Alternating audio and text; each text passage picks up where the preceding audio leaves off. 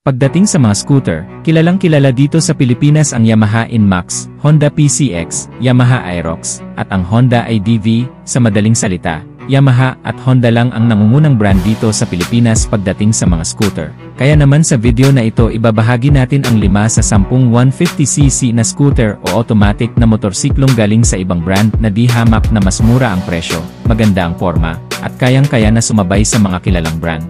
Number 1, SK Go Bolt 150.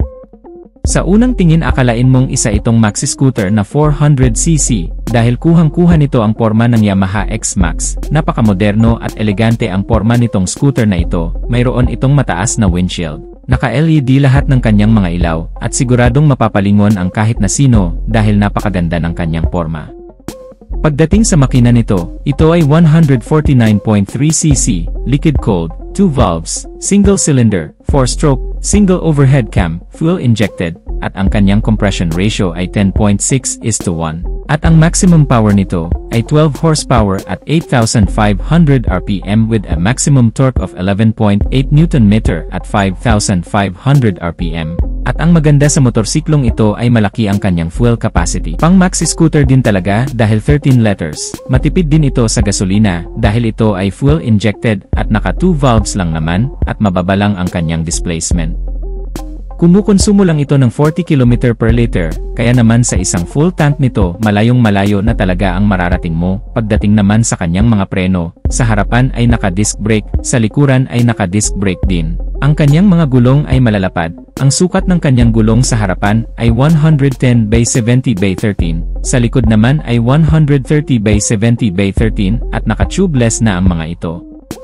Ang kanyang suspension ay naka-telescopic fork sa harapan, at naka-dual shock sa likuran, at talagang hindi nila mapagkakamalan na 150cc ang scooter na ito, dahil mukha itong Yamaha X-Max na nagkakahalaga ng 259,000 pesos. Pero pagdating sa presyo nitong SK Go Bolt 150, nagkakahalaga lang ito ng 115,000 pesos. Number 2, SYM Husky 150. Kamakailan lang ay inilunsad na itong bagong scooter ng SYM. Ito nga ang SYM Husky 150. Sobrang hinangaan ito ng maraming tao, dahil napakaganda ng kanyang disenyo at sobrang advanced din ng kanyang mga features. Sa katunayan, itong SYM Husky 150 ang isa sa pinakapopular sa bansang Taiwan, at sa ngayon ay nandito na sa Pilipinas. Pagdating sa kanyang porma, hindi mo rin isipin na 150cc lang ang motorsiklong to. Moderno din ang kanyang design, naka-LED na din lahat ng kanyang ilaw. Meron din itong windshield at ang maganda pa dito sa SYM Husky 150 ay meron itong mga safety features kagaya ng ABS o anti-lock braking system dahil naka-dual channel ABS na ito. Harap at likod naka-ABS o anti-lock braking system na. Meron pa itong traction control system. Pagdating sa kanyang makina, ito ay 150cc, single cylinder, 4-stroke, 4 valves, liquid-cooled, ang kanyang compression ratio ay 11.2:1. Ang maximum power ay 10.8 kW at 8,000 RPM, with a maximum torque of 14.5 Nm at 6,000 RPM. Ito'y naka-electric fuel injected na din. Ang maganda rin sa motorsiklong to ay malaki ang kanyang fuel capacity. 15 liters ang isang full tank nito kaya malayo na rin ang mararating mo sa isang full tank mo. Matipid din ito sa gasolina dahil ito'y electric fuel injected. Kumukonsumo lang din ito ng 40 to 45 km per liter.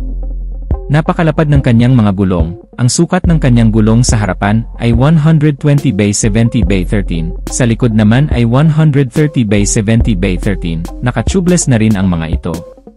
Pagdating sa kanyang suspension, naka-telescopic fork sa harapan at sa likuran naman ay naka-monoshock. Hindi ba napakaganda ng porma nitong bagong SYM Husky 150? Siguradong marami rin ang bibili ng scooter na ito. Pagdating naman sa kanyang presyo ay nagkakahalaga lang ito ng 152,000 pesos. Number 3.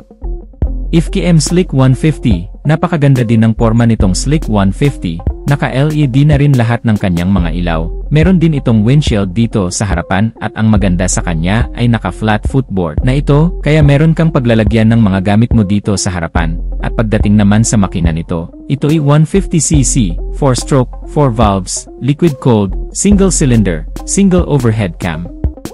Ang maximum power nito ay 12.1 kilowatts at 8,500 RPM with a maximum torque of 14.6 Nm at 6,500 RPM at ito ay naka-electric fuel injected na din. Ang fuel capacity naman nito ay 9.2 liters. Malaki rin ang kanyang fuel capacity kaya malayo rin ang mararating mo sa isang full tank mo dito. Matipid din ito sa gasolina dahil electric fuel injected na din. Kumukonsumo lang din ito ng up to 40 km per liter. Pagdating naman sa kanyang preno, naka-disc brake sa harapan at naka-disc brake na rin dito sa likuran. Sa suspension naman, naka-telescopic fork sa harapan at naka-dual shock dito sa likuran. Ang sukat naman ng kanyang gulong sa harapan ay 100 by 80 by 14. Sa likod naman ay 120 by 70 by 14. Napakaganda rin ang forma nitong FKM Slick 150 na ito. Pagdating naman sa kanyang presyo, nagkakahalaga lang ito ng 123,000 pesos. Number 4, Euromotor Model T150 version 2. Ito namang scooter na ito ay medyo nahahawig sa Honda Click 160. Napakaganda rin ang kanyang forma, naka-LED na rin lahat ng kanyang mga ilaw. Sobrang advanced din ang kanyang features dahil naka-keyless na rin ito with answer back system and anti-theft alarm at pagdating naman sa makina nito, ito ay 150cc, 4-stroke, 2 valves, single cylinder, single overhead cam. Ang compression ratio ay 9.5:1 at ito ay naka-electric fuel injected na din.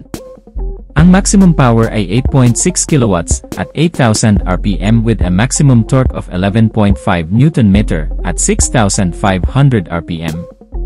Ang fuel capacity naman nito ay 6.5 liters at dahil ito ay electric fuel injected ay kumukonsumo lang din ito ng up to 40 km per liter.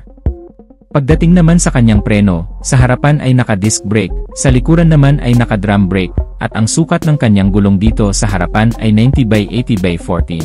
Sa likod naman ay 100 by 80 by 14 at naka-tubeless na ang mga ito. Sa suspension naman ay naka-telescopic fork sa harapan, sa likuran naman ay naka-single shock, at napakaganda ng forma nitong Euromotor Model T150 na version 2. Pagdating naman sa kanyang presyo, sobrang affordable lang nito dahil 77,900 pesos lang. Number 5, Rusi Pulse 150 Fi. Maganda rin ang disenyo nitong scooter na ito, kaya ring sumabay sa mga mamahaling scooter, at ang maganda sa kanya ay naka-flat footboard din ito, kaya meron kang paglalagyan dito sa harapan. Perfect na perfect ito pang hanap buhay at pamalengke. Pagdating naman sa makina nito, ito ay 148.9cc, air-cooled, 4-stroke, single overhead cam, single cylinder, fuel injected. Ang compression ratio nito ay 9.2:1. Maximum power ay 8 kilowatts at 7,500 RPM with a maximum torque of 11.8 Nm at 6,000 RPM. Pagdating sa kanyang fuel capacity, meron itong 5 liters at ang average fuel consumption naman nito ay 30 to 40 km per liter depende sa riding habit mo. Pagdating sa kanyang preno, naka-disc brake sa harapan, naka-drum brake sa likuran at malalapad din ang kanyang mga gulong. Ang sukat ng kanyang gulong dito sa harapan ay 110 by 70 by 12. Sa likod naman ay 120 by 70 by 12 at sa kanyang suspension, naka-telescopic fork sa harap, naka-single shock sa likuran. Pagdating naman sa kanyang presyo, sobrang affordable dahil nagkakahalaga lang ito ng 82,000 pesos. So that's it mga ka-Wizard Moto, natapos na tayo sa ating part 1 review sa mga 150cc na magagandang scooter maliban sa Yamaha at Honda.